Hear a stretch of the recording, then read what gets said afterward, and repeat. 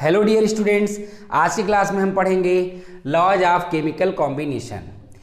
That means जो elements हैं, elements वो कैसे कंबाइन करके, एलिमेंट्स कंबाइन करके कैसे कंपाउंड का फॉर्मेशन करते हैं, कंपाउंड का फॉर्मेशन कैसे करते हैं, इसके लिए कुछ लॉज दिए गए हैं। ठीक है, उनको हम लोग स्टडी करेंगे।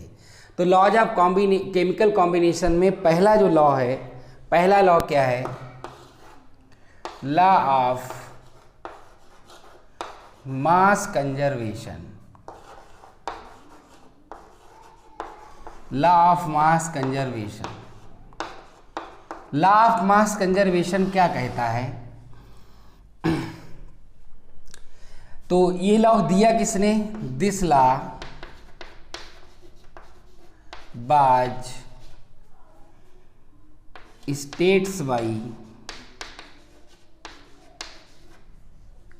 लेवोसियर।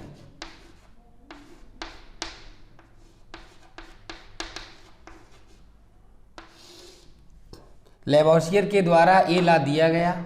ठीक है, इस ये लॉ क्या बताता है?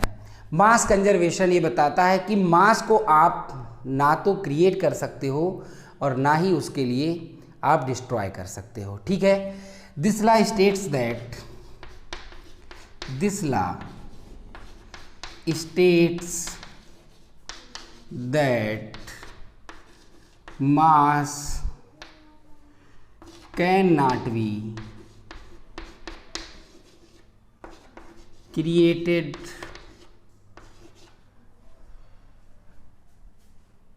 mass cannot be created or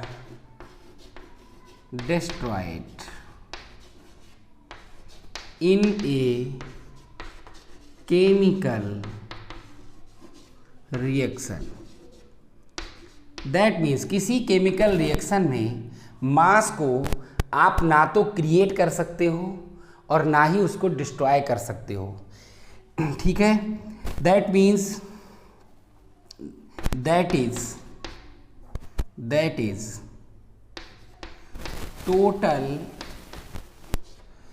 total mass of reactant, total mass of reactants is equal to total mass of product. ठीक है, टोटल मास ऑफ रिएक्टेंट यानी रिएक्टेंट का total mass of reactant is equal to total mass of product. ठीक है, जैसे कि for example देखिए, बहुत सिंपल सा छोटा सा एग्जाम्पल यहाँ पर ले रहे हैं। देखो C+O2 एरो CO2। इस रिएक्शन में आप देखिए total mass of reactant, carbon कितना होता है? 12 होता है। ऑक्सीजन कितना होता है? 16, और 2 ऑक्सीजन है, कितना हो गया? 32। इनको दोनों को जोड़ोगे टोटल कितना आएगा? 44। ठीक है, यहाँ पर आप देखिए कार्बन कितना है? 12 है, प्लस ऑक्सीजन कितना है? 16 है, और 2 ऑक्सीजन है, कितना हो गया? 32। कितना आएगा? 44। ठीक है, तो टोटल मास ऑफ रिएक्टेंट कितना है? 44, and total mass of product कितना है? 44। ठीक है, तो मास को ना तो हम क्रिएट कर सकते हैं, ना ही हम इसको डिस्ट्रॉय कर सकते हैं। ठीक है, किसी भी केमिकल रिएक्शन में मास को ना तो क्रिएट किया जा सकता है और ना ही उसको डिस्ट्रॉय किया जा सकता है। ठीक है, दैट मीन्स हम कह सकते हैं that is total mass of reactant is equal to total mass of product. ठीक है, total mass of reactant is equal to total mass of product. This law is called law of mass conservation. ठीक है, इसे हम mass conservation, law of mass conservation कहते हैं। ठीक है, इसके बाद देखिए नेक्स्ट लॉ देखा जाए, सेकेंड लॉ देखा जाए, लॉ ऑफ कांस्टेंट प्रोपोर्शन और डेफिनिट प्रोपोर्शन।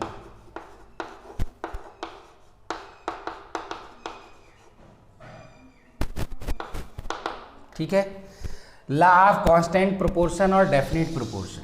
ये लॉ क्या कहता है, इस लॉ को किसने दिया? This law was proposed by Proust। This law was proposed by Proust।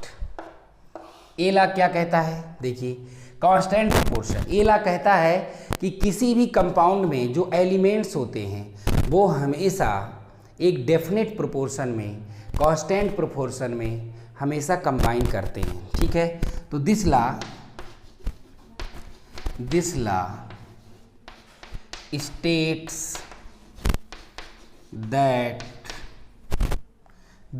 states that in a compound, this law states that in a compound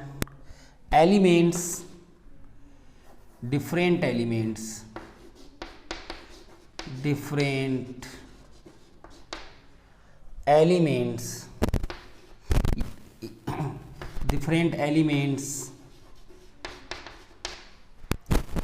combine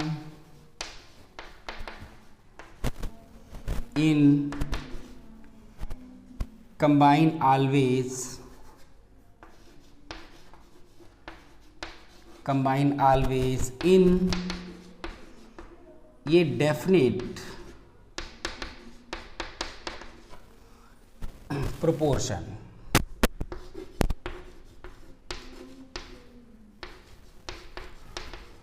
definite proportion. तो ये लॉ क्या कहता है? ये लॉ कहता है कि in a compound different elements combine always, हमेशा, in a definite proportion. For example H2O है। ठीक है, H2O का जो फॉर्मेशन है, अगर हम वॉल्यूम के अकॉर्डिंग देखें तो हाइड्रोजन एंड ऑक्सीजन का जो प्रोपोर्शन है, यहाँ पर रेशियो है, वो कितना है? 2:1। ठीक है, 2:1। अगर हम मास के अकॉर्डिंग देखें तो हाइड्रोजन कितना होता है? अगर हम मास के अकॉर्डिंग देखें, ये किसके अकॉर्डिंग है? According to volume. ठीक है, अगर हम मास के अकॉर्डिंग देखें तो ये कितना है? 2, ऑक्सीजन कितना है? 16। अंडरस्टैंड? तो कितना आएगा? 1:8। ये किसके अकॉर्डिंग है? ये मास के अकॉर्डिंग है। ठीक है ना? तो कहने का मतलब ये है कि किसी भी कंपाउंड में जो डिफरेंट एलिमेंट्स हैं, उन डिफरेंट एलिमेंट्स का जो रेशियो है वो हमेशा कांस्टेंट रहता है, डेफिनिट रहता है। H2O का जो फॉर्मेशन है, यानी जो हाइड्रोजन है और ऑक्सीजन है, वो आपस में वॉल्यूम के अकॉर्डिंग 2:1 के रेशियो में कंबाइन करेंगे। अगर हम मास के अकॉर्डिंग देखें तो 1:8 के रेशियो में कंबाइन करेंगे। CO2 की अगर बात की जाए, देखा जाए, अगर हम CO2 की बात करें तो CO2 में अगर हम वॉल्यूम के अकॉर्डिंग देखें, ठीक है, अकॉर्डिंग टू वॉल्यूम क्या रेशियो है?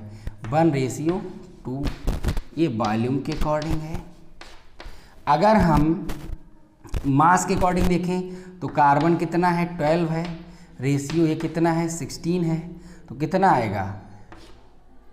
4 3 जा 12 और 4 4 जा 16। ठीक है, तो हमें कितना रेशियो मिल रहा है?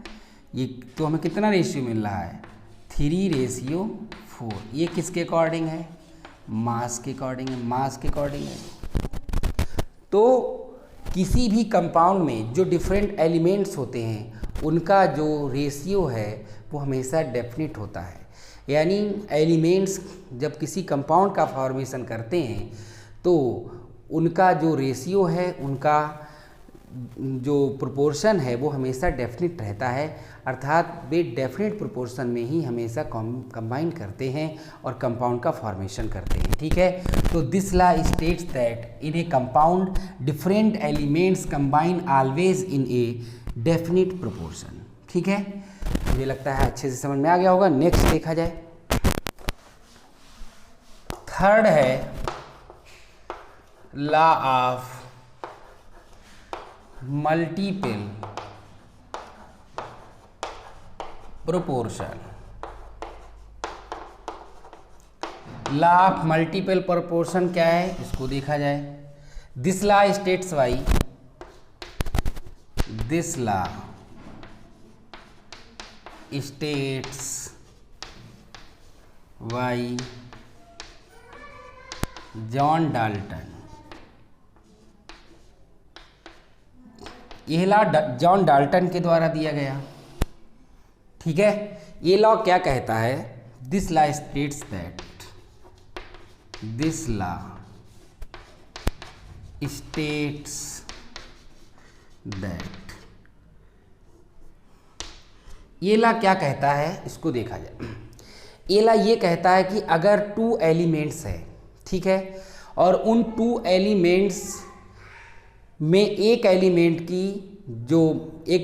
का जो मास है वो कांस्टेंट है, वो डेफिनेट कर दिया जाए। ठीक है, और दूसरा एलिमेंट है उसके डिफरेंट मासेस जब रिएक्ट करके two or more than compounds का फॉर्मेशन करते हैं, तो जो सेकेंड एलिमेंट है जिसकी डिफरेंट मासेस कंबाइन कर रहे हैं फर्स्ट एलिमेंट के फिक्स मास से, तो उनके बीच में सिंपल होल नंबर रेशियो होता है। ठीक है, अब इसको जरा थोड़ा सा लिखते हैं, फिर एक्सप्लेन करते हैं, समझाएंगे, तब बात समझ में आएगी। ध्यान दीजिए, दिस लॉ स्टेट्स दैट, पूरा देखिएगा वीडियो तभी समझ में बातें आएंगी।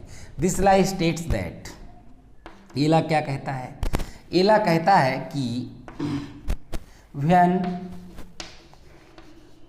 Two elements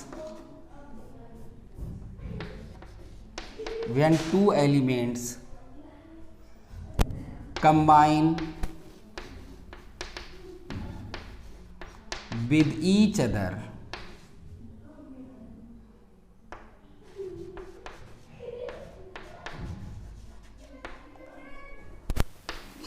to form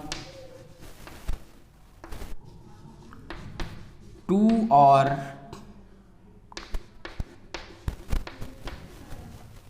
more than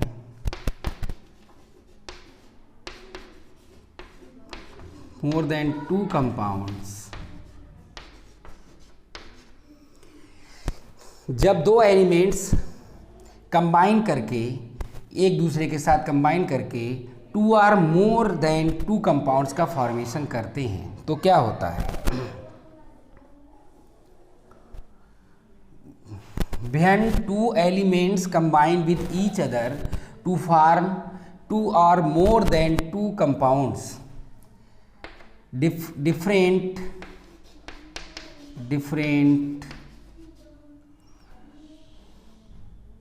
different masses of second element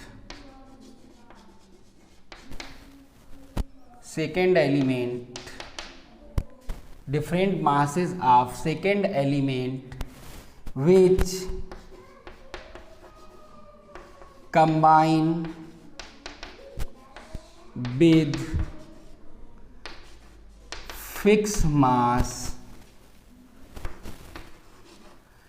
of first element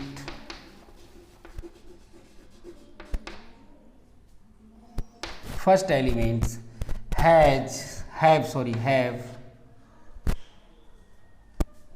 simple whole number ratio।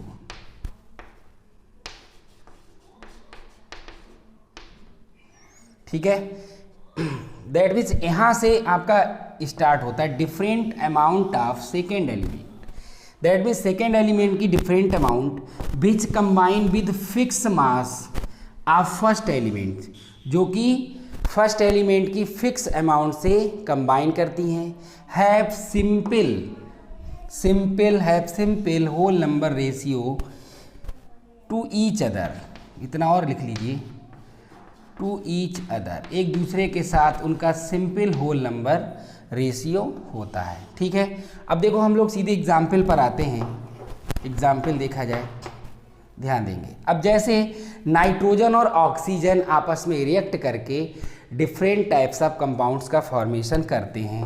कैसे करते हैं देखिए, N2O बनाते हैं, ठीक है, N2O2 का फॉर्मेशन करते हैं, N2O3 का फॉर्मेशन करते हैं, N2O4 का फॉर्मेशन करते हैं, N2O5 का फॉर्मेशन करते हैं। जिसमें आप क्या देख रहे हैं, नाइट्रोजन जो फर्स्ट एलिमेंट है उसका जो मास है वो फिक्स है, फिक्स मास के साथ रिएक्ट कर रहे हैं। ठीक है, नाइट्रोजन का कितना होता है, 14 होता है। 2 नाइट्रोजन का कितना हो जाएगा, 2 नाइट्रोजन का कितना हो जाएगा,